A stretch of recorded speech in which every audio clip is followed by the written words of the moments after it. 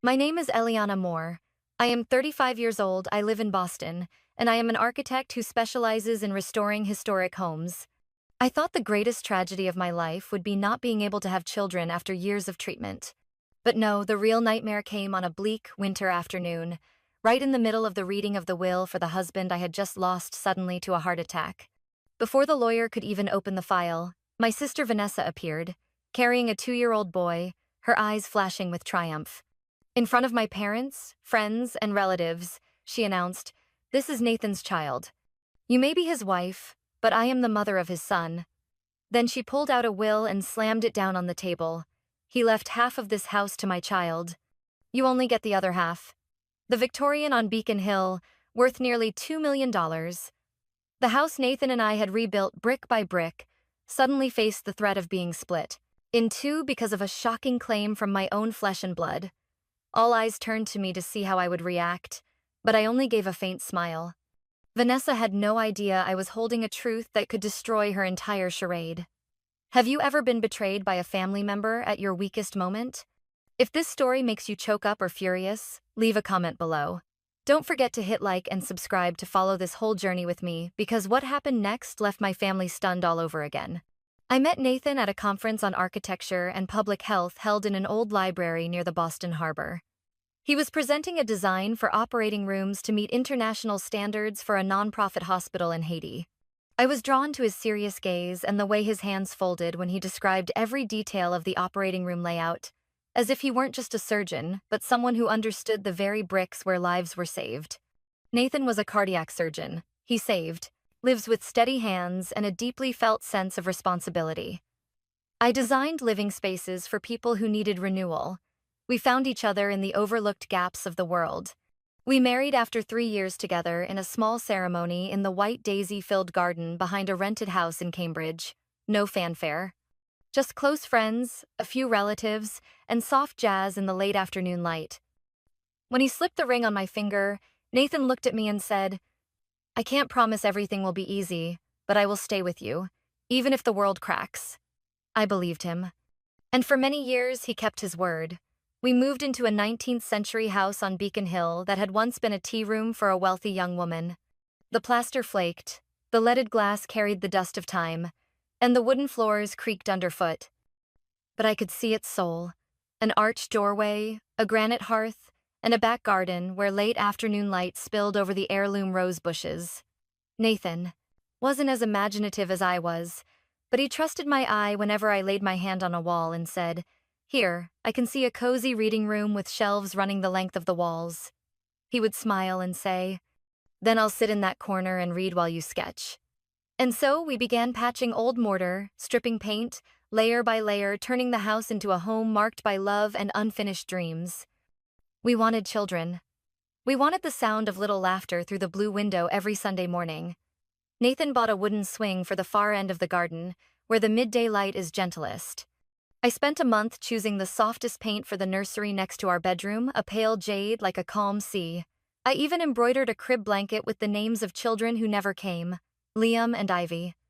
After 3 years of natural attempts, we moved into assisted reproductive medicine. From hormone injections to blood draws before dawn, we lived like soldiers in a campaign, without an end date. Nathan was patient and always told me, "With or without children, we are still a family." There were nights I sat in the bathroom with the faucet running low so he wouldn't hear me cry. The feeling of failure crept through like cold smoke. The 10th negative pregnancy test was another small silence. Nathan would come sit beside me, take my hand, and say nothing. We didn't need more words. We both understood that wound without speaking it aloud. After 4 years, when the doctors said the odds had bottomed out, Nathan was the one who suggested stopping. "You are not an incubator," he said when I wanted to try another round of IVF. "You are the person I love. You are my home, not some dream we have to fight for until we lose ourselves." We stopped. Then we began again. We focused on work, on long New England autumn drives, and on restoring room after room to rent out as short-term stays. I opened my own design studio and took high-end projects that made my heart race a little each time I signed a contract. Nathan was promoted to chief of surgery. Our life became full in a different way, no children's laughter. but growth and mutual respect. Still, not everyone understood our choice. There were pitying looks from acquaintances, awkward Thanksgiving questions from relatives, and, most of all, the quiet retreat from my mother. She was a woman who lived for family and believed a woman's highest calling was motherhood. She started calling less often, and I could read the disappointment in her eyes at family gatherings. Vanessa was different. My sister never seemed to enjoy children and often said being tied to a baby was a failure for the modern woman. When I was getting hormone injections, she had cosmetic surgery. When I was in the clinic after an egg retrieval, she posted photos of a trip to Mexico. I wasn't angry, but some things don't fade. We kept a civil distance, two sisters who were not close. Vanessa liked to show off and quietly compete, but she was also adept at turning our parents to her side whenever there was conflict. I learned to be quiet because I had Nathan. He never judged me for complex family ties. Live for yourself, not to beat someone else, he used to say. I thought that was enough. An imperfect marriage, but a refuge. A house without baby sounds, but full of sunlight and birds in the morning. A husband, not like the romantic men in novels, but good enough to make me feel chosen not by obligation, but by love. And yet, everything we built together was now under threat from someone who had once called me sister, trying to crush it with a lie in front of the whole family. I stood in that room, colored light from the leaded glass casting across the newly polished wood floor. Nathan's portrait sat on the table between bouquets of white lilies still faintly smelling of wax. Vanessa held the little boy before me and declared firmly, "He's Nathan's child, and I have proof." I looked at the child. His hair was dark like Nathan's, his eyes round and his mouth small. But I did not tremble. I did not panic. I remembered the day Nathan went into surgery. I had pushed the gurney. I had waited in the hallway for 3 hours, reading every medical order and result. And because I had done the thing Vanessa could not imagine, we had prepared. For everything. He had said to me, "The softer you are, the more people will take advantage. I will be the steel inside you, even if I'm not there anymore." I did not expect to need that steel so soon. But I was ready, because truth carries more weight than any forged will Vanessa might brandish. Vanessa stood there with her hair in loose waves, red lips, and a satin dress that looked like she'd stepped out of a glamorous party. No sign of the debts and hardship I had heard about in whispers from our mother. She appeared too composed, too well put together, like she had rehearsed a performance with an audience of one, me. But I knew Vanessa better than anyone in that room. And more than that, I knew how our parents raised her.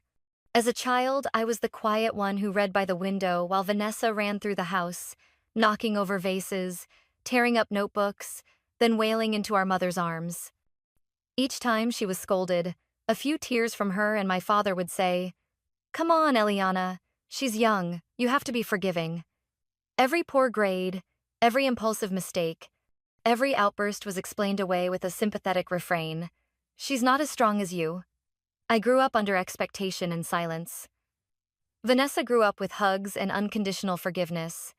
I remember the senior year parent meeting when I was selected to speak at graduation. My mother smiled politely. But when Vanessa made the school dance team, my mother hugged her and cried, "She finally has her place." My achievements felt assumed. Vanessa's small wins were celebrated like miracles. After I went to college, the distance between us widened.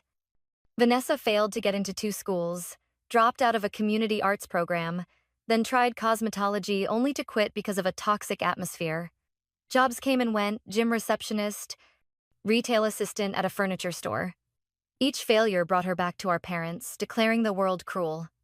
My parents never let her feel lacking. Rent paid, re-enrollment fees covered, even stress relief vacation tickets all assumed. I voiced concerns. My mother would sigh, "You don't understand, Vanessa's fragile. I cannot let her fall apart." When I married Nathan, Vanessa wore a pale purple dress and stood as my bridesmaid, eyes bright while her tone stayed frosty. "You're so lucky. A handsome husband, a lovely home, a stable career. Everyone loves Eliana." I didn't reply, not because I didn't notice, but because I'd grown used to such remarks. Months after the wedding, Vanessa moved in with a new boyfriend. 8 years older, arms tattooed, selling used cars in suburban Worcester. My parents disapproved but said nothing. When the relationship collapsed and he left taking her rent money, my mother wrapped Vanessa in her arms and cried, "Why are you suffering so much?" Was I hurt? Yes, but that sorrow was familiar enough not to break me. Vanessa had a talent for making people feel guilty for not helping her enough. She knew how to say the words that softened others. If I had half your luck, I'd be successful too. Or, you always get lifted by others. I have to swim against the tide. What tide? I wanted to ask, but never did.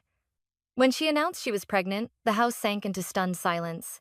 Not joy, because nobody expected her to choose to have a child at that moment without steady work and with credit card debt my mother was quietly paying each month. My mother immediately began preparing the cradle, blankets, and bottles, while my father dove into researching as health insurance options for the single mother. As for me, I quietly folded up the embroidered blanket with the name Liam that I had once hoped to lay in the crib next to our bedroom. I tried to be present during her pregnancy. I took her to ultrasounds when my mother was at meetings. I sent parenting books Nathan recommended from the hospital. I was in the delivery room on the day she gave birth, carrying a flower basket and the little handmade pillow I had stitched. I looked at Ethan the baby with pink skin and tiny hands, and my heart sank. There was a small moment in Vanessa's eyes then. Not the look of a new mother, but the look of a woman who suddenly realized this child could change the game. She glanced at me, then at our mother. "I think Ethan will need a lot of help. I can't be a single parent alone." I believed that was a sincere statement. But looking back, perhaps it was a warning. From the day Ethan was born, I tried to visit regularly. After a few months, Vanessa's calls for help increased. "Eliana, I'm exhausted." "Sis," Ethan cried all night, "I want to jump out the window." "How do you tolerate being with a child like this all day?" I put work on hold to babysit for her, bought toys, sent formula, and even hired a babysitter for a few hours so she could rest. Nathan used to say, "I worry about you, Elle. You give too much for people who don't appreciate it." I would laugh it off. "Vanessa's struggling. She'll change." He only looked at me, his eyes gentle but shadowed with doubt. Some people never change because they never face consequences. Now, seeing her stand there and brazenly proclaim that child was Nathan's blood, I realized maybe Nathan had been right for a very long time. Vanessa was no longer just the sister who needed help. She had become a calculating woman, and that calculation was aimed straight at my life. I stood motionless in the room, saying nothing. My father froze, looking at me as if waiting for a reaction. My mother covered her mouth, trembling. Everyone turned their gaze toward me, not Vanessa, not the child, not the paper she had slammed on the table, but me, the woman who had just lost her husband, now facing another cut, this time from her own blood. Vanessa still smiled. Pride lit her eyes as if she had won the final victory, but she didn't know she had played the wrong hand. The man she was using to manipulate me was the very one who had arranged the pieces on the board, move by move, while he was alive. And I, the only one left, would be the one to continue that game to the end. Nathan died on a Monday morning, before the sun had fully cleared the row of trees outside my study window. I was hunched over revisions for a house design on Martha's Vineyard when the phone rang. The caller ID showed the hospital where he worked. I couldn't make out the nurse's voice. Words blurred into a chaos of sound. Only 3 phrases hit me, like blows to the chest. "Heart attack. Did not make it. We're so sorry." I left the plans open on the screen and ran out of the house like a sleepwalker, the unformed question pounding through my head.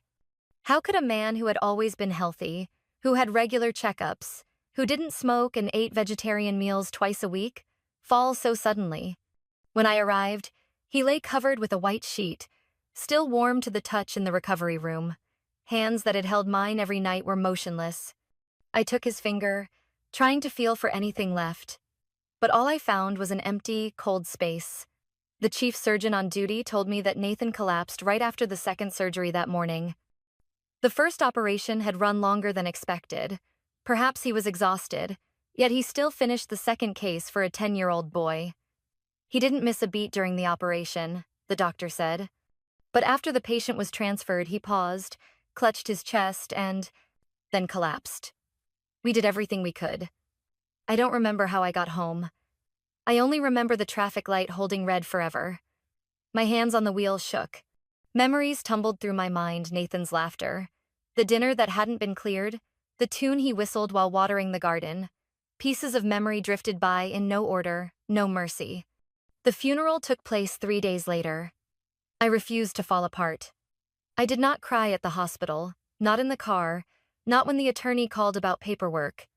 I had to arrange a funeral that honored the man. He was solemn, gentle, and dignified. I chose a small church north of Boston where Nathan used to stop when he worked late on weekends. The space was warm, oak panels dark and comforting, stained glass casting soft ink-like beams across the room. On the altar, I placed his portrait, not a wedding photo or a hospital shot, but a picture I had taken last year in the garden. A white shirt, sleeves rolled, bending over the lavender, sunlight in his eyes, hair tousled by the wind. A private, ordinary moment I'd always kept for myself. More than 100 people came to pay respects, from hospital colleagues to former patients. Each brought a story about Nathan, how he'd stayed overnight to monitor a difficult post-op, driven out to visit an elderly patient with no relatives, or used his holiday bonus to buy medical equipment for the ER.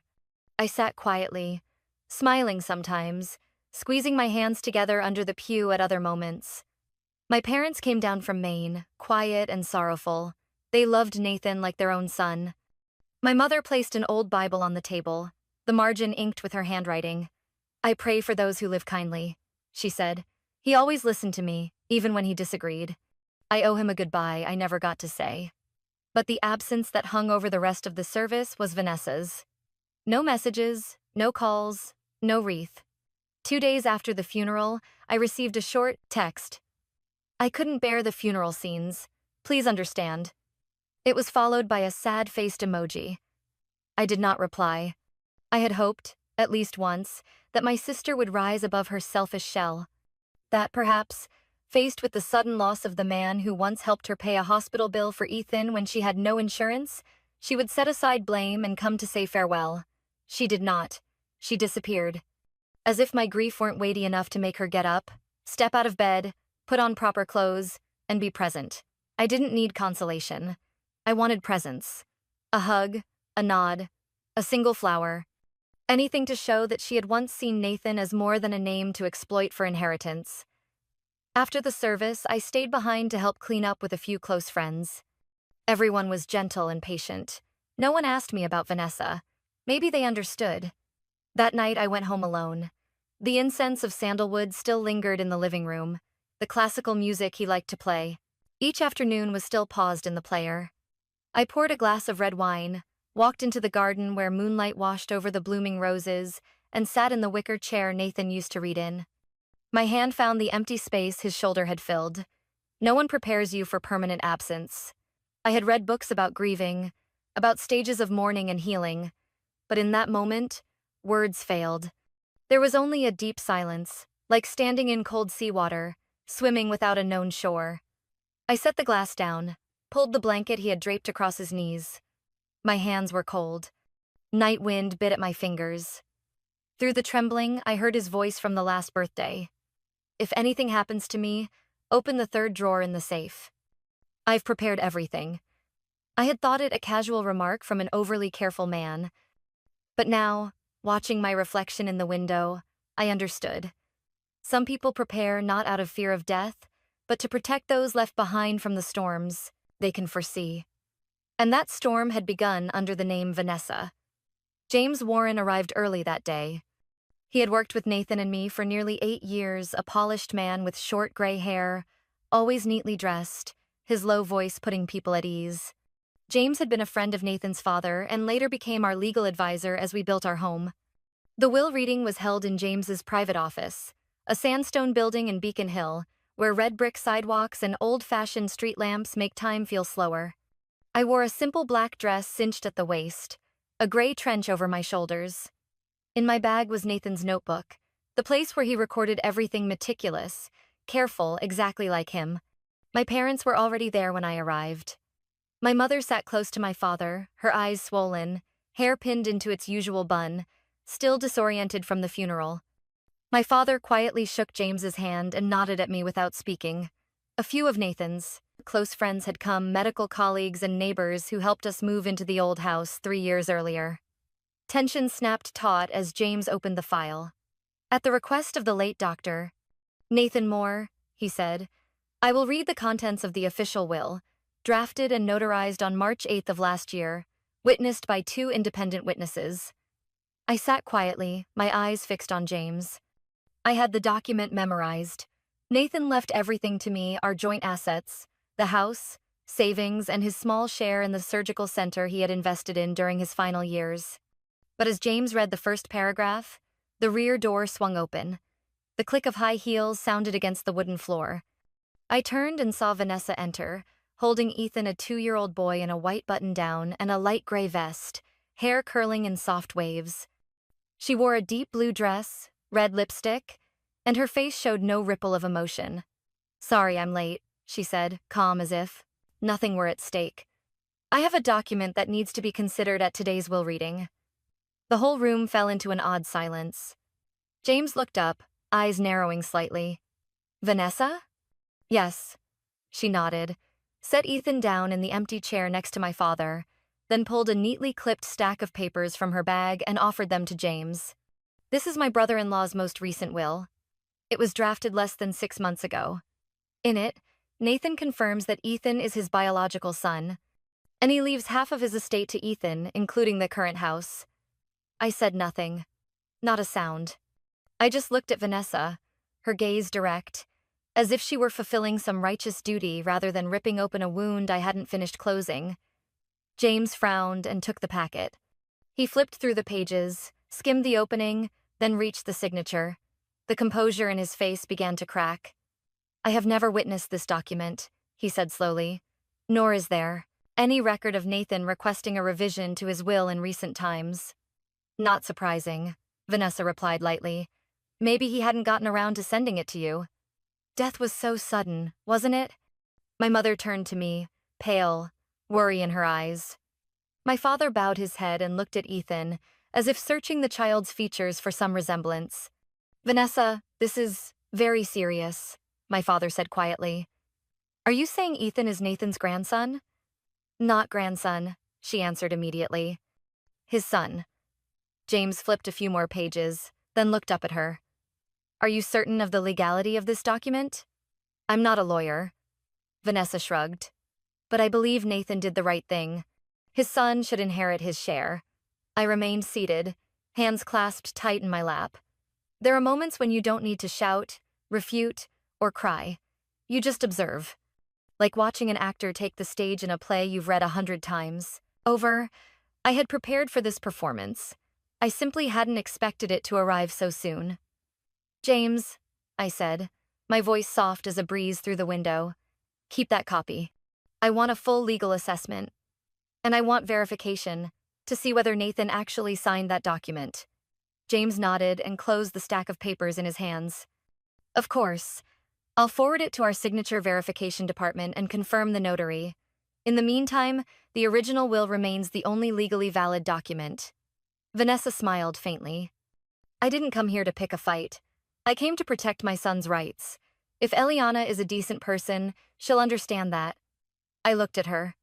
My eyes were no longer angry or hurt, only a silence that stretched like a thin wisp of smoke. Vanessa, I said, each word clear. You chose this moment less than 2 weeks after he died to throw out an accusation you cannot prove, with no witnesses, no medical records, and no apology. Do you really think you're doing the right thing? She shrugged. I did what needed to be done.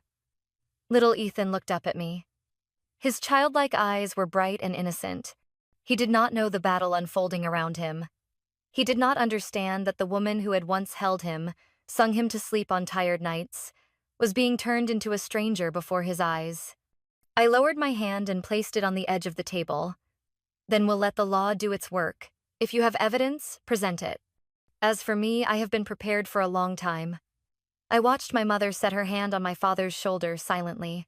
Those 2 elderly people stood between their daughters like entrenched lines. Yet deep down, I believed they also understood who was holding the truth and who was trying to invent a story to save herself from the edge. I remember that December afternoon, clearly dry, cold, leaves nearly gone from the branches outside the office window. Nathan sat quietly in the leather chair in his private clinic, eyes on the test results, his hand gripping mine as if letting go would make him shatter. On the desk lay the biopsy report, confirming early-stage testicular cancer operable, but urgent surgery was recommended to avoid complications. We did not panic. There was a strange calm between two people who had already tasted disappointment on the path to parenthood. Nathan exhaled deeply and said, "I always thought I was invincible, Elle. It turns out the body has limits the will can't fix." I squeezed his hand and stayed silent.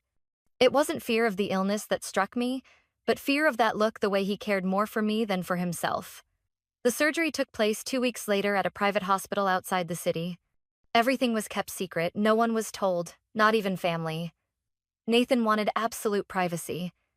The operation was successful, but during treatment, doctors discovered a potential recurrence risk. They recommended a simultaneous vasectomy to reduce the risk and prevent later endocrine complications. It was a difficult but necessary decision. We didn't argue much. We sat together in the recovery room. Nathan leaned his head on my shoulder and, hoarse, said, "I can't give you a child, but I'll protect you from anyone who would take advantage of that." I didn't answer. I simply pressed my lips to his forehead and felt my heart crack a little. After his treatment, Nathan went to see our attorney, James Warren, and requested changes to his will. He spelled out everything: his medical condition and the wish that all assets and bequests be handled transparently so no one could misuse family ties to destroy what we had built. James nodded, took notes, and immediately asked the notary to prepare the documents that day. That same day, Nathan prepared a separate file: all medical records, a letter from the treating physician, ultrasound images, consult notes, and prescriptions. He put everything in a large blue envelope, sealed it, and wrote on the front in his familiar hand, "Open only if necessary. Don't trust anyone who can't prove with facts." I locked that envelope in a safe deposit box at the bank, the third compartment behind the mortgage paperwork. Nathan used to joke and call it the storm prep kit for the heart. When I grimaced at the melodramatic name, he smiled. "I believe there will come a day you'll need it. Not because I'm paranoid, but because I know you're too trusting." I never told a soul about it, not even my parents. Men's reproductive health is a delicate subject, and I refused to make Nathan the subject of gossip. When my mother asked at dinner after his treatment, "Your son-in-law looks pale, is something wrong?" I just smiled and said he had a mild cold. We carried on, loving and repairing the house with everything we had. Nathan always said, "If children don't fill this house, let the fragrance of flowers, light, and simple things do the work." And we made sure the house was never empty. It was full of effort and presence. I had never seen the relationship between Nathan and Vanessa as a real threat, not until he mentioned it one rainy evening while we watched a movie in the living room. "Elle," he said, eyes on the screen. "Your sister, she said things to me she shouldn't have." I turned to him, unsure what he meant. "She came to my clinic without an appointment, bringing ginger cookies, saying she'd just stop by for fun. She leaned close over my desk and asked if you couldn't have children, her stepping in would be an option." I was stunned silent. "Nathan, was she serious?" "I can't tell if she was testing me or flirting, but I felt I should tell you. Not because I expect you to cut her off, but because I want you to be prepared." I didn't cut her off. Instead, I kept my distance. Fewer long conversations, fewer holiday invitations to dine with us. I used work as an excuse, the strain of treatments as reason. Nathan remained calm. He didn't exclude her, but he didn't let her cross certain lines either. We tacitly understood things had shifted. Over time, Vanessa appeared less and less. When I offered to help babysit Ethan, she responded vaguely. When I asked about the child's father, she said, "Old news, don't dig it up." I used to think perhaps she carried a wound she didn't want to share. But sitting in that room now, watching her eyes aim at me, I realized she had nothing to hide. She was simply waiting for the right moment to fabricate a new truth. I tightened my grip on the bag strap. Inside was the bank key. I didn't need to speak. No dramatic slamming of a book, no theatrical outcry like in the movies. What I held was not emotion, it was evidence. Evidence no one could dismiss, no lie could hide. Vanessa didn't know, but I had known for a long time. The most careful person in this story was Nathan. And even though he was no longer by my side, every step I would take from that day forward had been planned with his hand guiding them. I left the attorney's office late that afternoon, the autumn sun slanting gold over the cobblestones of Beacon Street. Across the way, the little cafe where Nathan and I used to wait for house plans to be finished still had its lights on, the wooden sign creaking in the breeze. Everything seemed unchanged. Only I walked heavier, carrying a different weight inside my chest. I stopped by the bank close to 6 p.m. The branch sat inside an old red brick building, low vaulted ceiling and black stone flooring polished smooth. I handed documents to the manager, a woman in her 50s with a quiet voice and an understanding look. She led me to the secure storage room in the vault, where the only sounds were the squeak of a cart and the faint metallic smell in the air. I opened safe deposit box number 403. My hands trembled slightly as I pulled the metal box from its slot. It was heavier than I remembered. I set it on the table, sat on the small leather chair, and breathed deeply before flipping the lid. Under the dim white light of the security room, everything lay exactly as Nathan had last checked. On top was the large blue envelope, his handwriting sharp and slanted. Open only if necessary. I peeled the seal back carefully. Inside was a thick dossier, sectioned with colored tabs and labeled dividers. The first document was the notarized will prepared by James Warren, complete with signatures, seals, and 2 witness names who were Nathan's colleagues. I flipped through and read each line. All personal property, real estate, bank accounts, shares, and possessions. Everything was transferred to me. There was no clause about a child outside the marriage, no mention of adopted heirs, no alternate beneficiary. I turned to the second file. This was the section Nathan had painstakingly prepared after the surgery. The medical report was signed by the chief of urology and the operating surgeon, both explicitly stating the medical condition made fathering children impossible. A supplementary page attached a semen analysis taken 6 months after surgery, with a prominent note, azoospermia, no sperm. Every line read like a cold needle, driven straight into the brazen words Vanessa had tossed at me in the lawyer's office. I pulled out a small journal with a light brown leather cover, worn at the edges. Nathan always wrote by hand. He never used phone notes. He used to say, "When you put pen to paper, your mind slows down, and when it slows, you think more deeply." The first entry was dated nearly 3 years earlier. The short, neat line read, "Vanessa came unannounced, brought ginger cookies, said she missed me." When Eliana went upstairs for documents, she asked if I ever thought about changing choices. I read on. The unannounced clinic visit, the time she deliberately attended a medical symposium where Nathan was the keynote, sitting in the front row in a short skirt with an unmistakable look. There was even a midnight text she sent showing a glass of red wine with the line, "I wish the person drinking with me was you." Nathan didn't ignore it. He logged dates and times, saved screenshots, and wrote down his feelings. Uncomfortable, but don't want to hurt Eliana. In a middle page, he wrote, "If one day she crosses a line, Eliana needs something strong enough to protect her. Don't use tears, use the truth." I set the journal down. My heart beat steady but heavy as stone. Nathan was more than my husband. He understood the boundary between feeling and reason, between duty and foresight. He wasn't preparing out of distrust, he was preparing out of love. He loved me enough to know there would be battles I could not avoid, and he would not be there to shield me. I took out my phone and dialed James. "Warren." His voice answered slow and a little hoarse. "Eliana?" "I have the files," I replied, my voice calm. "The official will, the medical records, and the notebooks." "Good. Bring everything to my office tomorrow morning. I'll create an official record to validate each part and forward it to the signature forensics team in case we need to compare it with Vanessa's document." "Thank you, James," I said. "Nathan trusted you." "I do too." When I hung up, it was dark. I closed the box, but I didn't put everything back in the safe deposit box.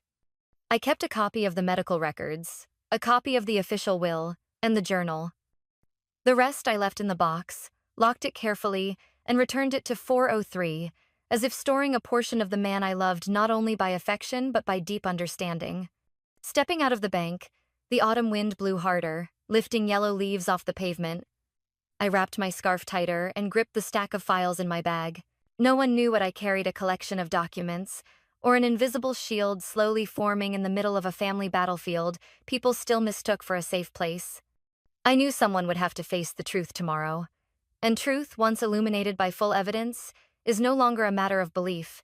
It becomes the one thing you can't bend. The next morning, I returned to James Warren's office with the briefcase of documents. We sat in the quiet conference room, late morning light slanting through the limewood window and casting across the dark wood table. James read every document, marking what needed formal verification. When he finished, he looked up at me, eyes squinting slightly behind rimless glasses. Eliana, I think it's time you consider broadening the investigation. I was thinking the same, I replied. He leaned forward, voice steady and decisive. I have a trusted contact, Patrick Donnelly. Private investigator, former prosecutor's office in Boston. He's experienced, discreet, and very practical. He can help uncover what the other side is hiding.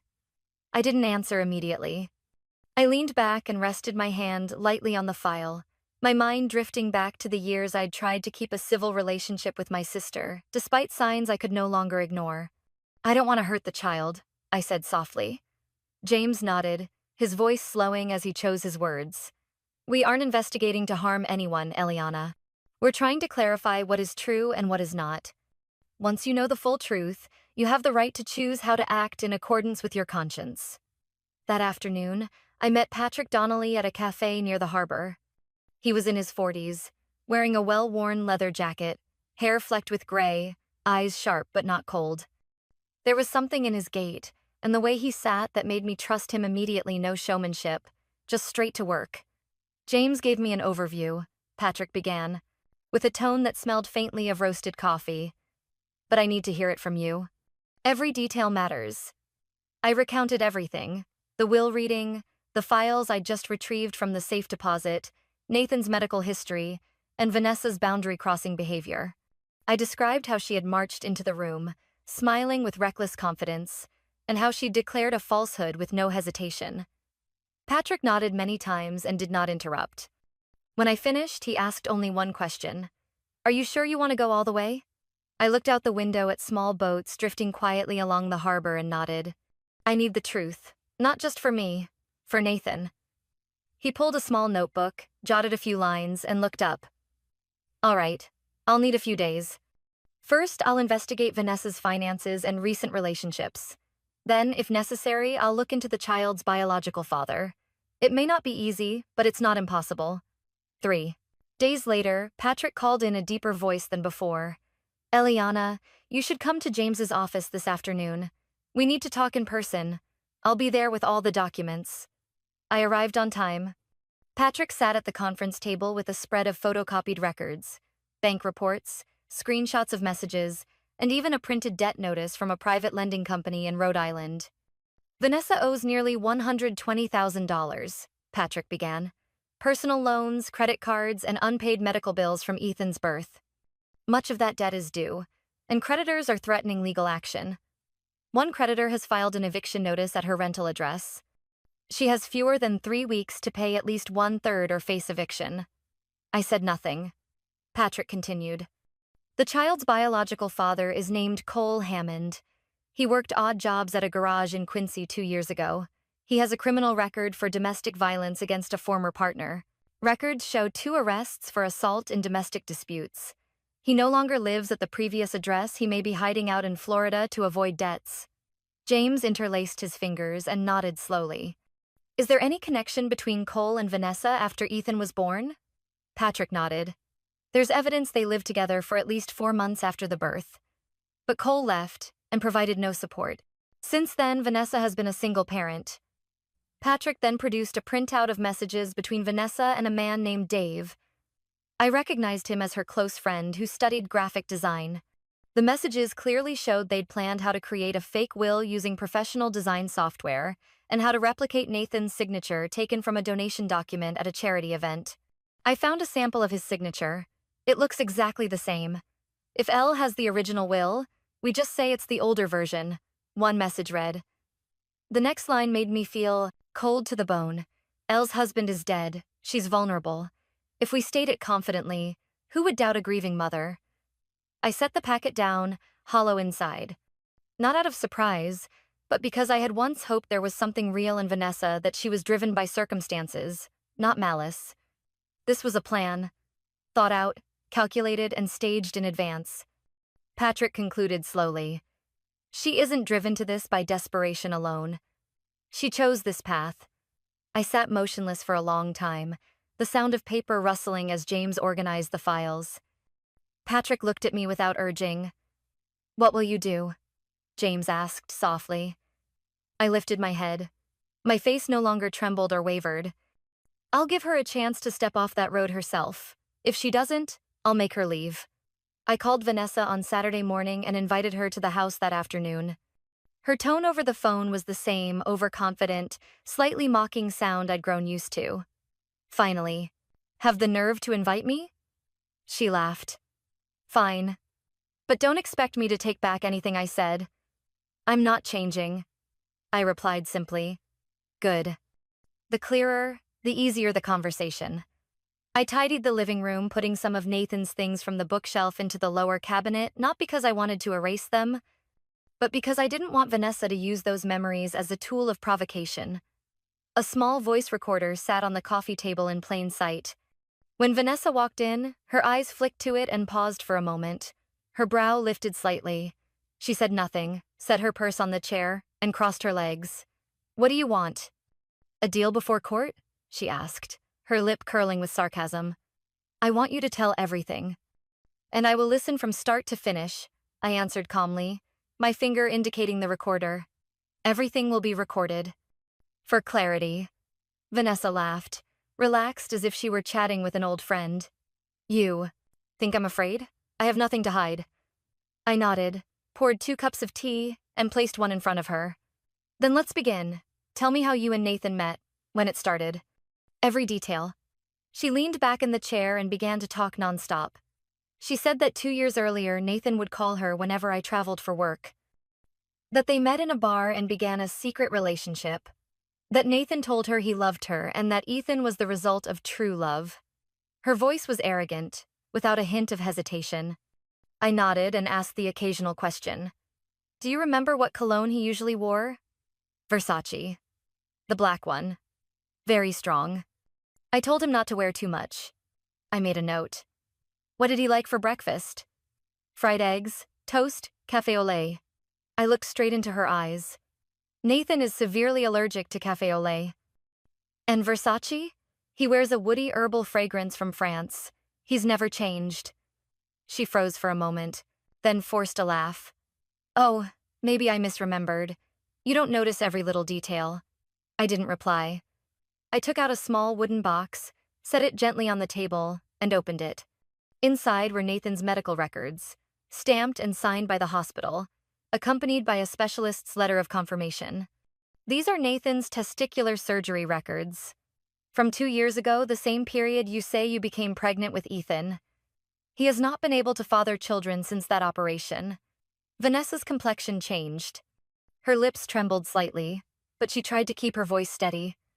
"You can fake that. How do we know any of this is real?" I pushed another stack of papers toward her. "These are notarized records from the treating physician, along with the DNA test sample that you refused to cooperate with. And this," I pulled out the small, worn leather journal, "is Nathan's diary. He recorded everything, including the times you called, texted, and fabricated stories to meet him privately. He logged it day by day." I opened to a middle page and read the lines aloud. "Vanessa came to the office, claiming Eliana asked her to drop something off, then faked fainting so I'd touch her. I'm starting to fear her. Eliana doesn't know this, but I worry that one day Vanessa will do something reckless." Vanessa turned her head away, and her laughter was gone. I set the journal down and pushed the final file toward her.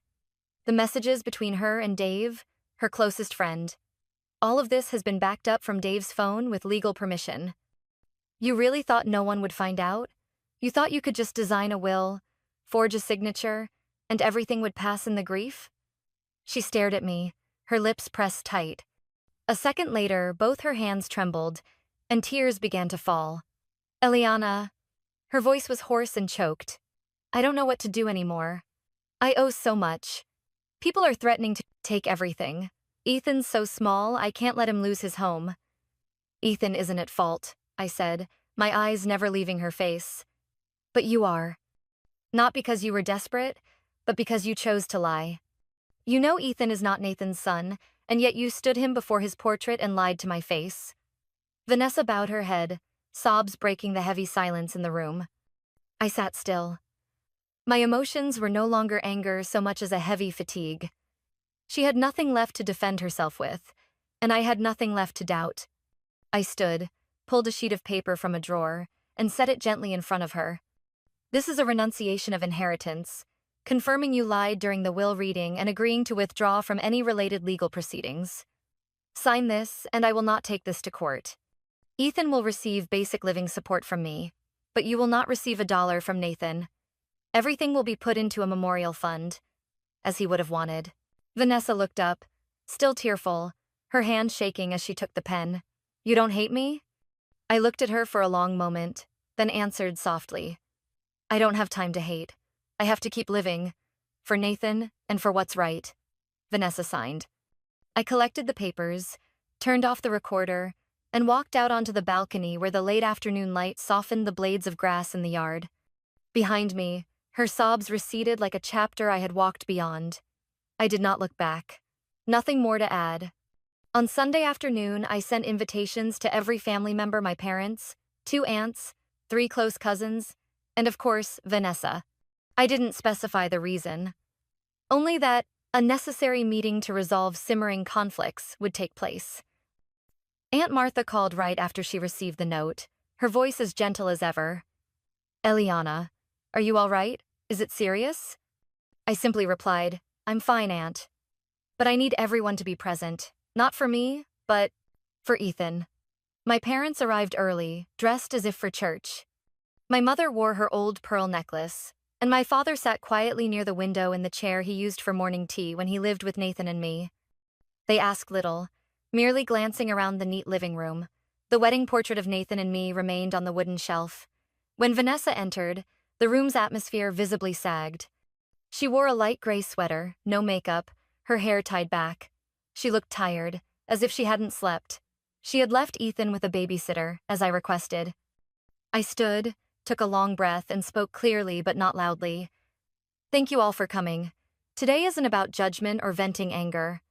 It's about clarifying the truth and deciding how we will live with that truth.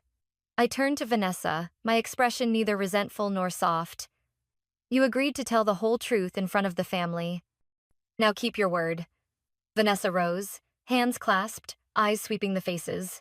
Watching her, she swallowed and then spoke slowly. I'm sorry. For everything. For taking advantage of Eliana's pain, for presenting a fake will, and for lying about the baby. Ethan is not Nathan's son. That is the truth. I know I was wrong, selfish, and that I hurt everyone here. My mother clutched the armrest, her face pale. My father remained silent, eyes closed as if swallowing his disappointment. No one spoke. Only the steady ticking of the wall clock punctuated Vanessa's words. I owe a lot of money, to the point I didn't know where to turn. In desperation, I chose the worst way. I lied to the family. I don't deserve forgiveness, but I will accept responsibility. I turned to our parents. I hope you hear that. No more, she's just tired, or the baby girl needs support. This is the consequence of endless enabling. My mother bowed her head and sobbed without words. My father nodded slowly, his look toward Vanessa no longer accusatory but a quiet sorrow. He sighed. We coddled her too long without seeing her slide. I walked to the center table where I had placed a file and a pen. I've thought a lot. Between justice and mercy, where is the line?